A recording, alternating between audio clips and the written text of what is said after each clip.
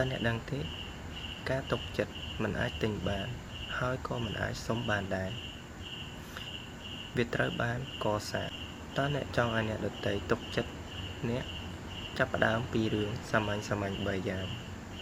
1. ការនិយាយពិតភាពស្មោះត្រង់បង្កើតការទុកចិត្តបានលឿនជាងពាក្យសន្យាដ៏ស្រស់ស្អាត 2. ធ្វើតាមអ្វីដែលអ្នកបាននិយាយបើអ្នកសន្យាសូមព្យាយាមធ្វើឲ្យបានមនុស្សជឿលើសកម្មភាពច្រើនជាងពាក្យសម្ដី 3. ទទួលខុសត្រូវពេលធ្វើខុសគ្មាននរណាល្អឥតខ្ចោះទេប៉ុន្តែការហ៊ានទទួលស្គាល់កំហុសបង្ហាញពីភាពចាស់ទុំនិងគួរឲ្យទុកចិត្ត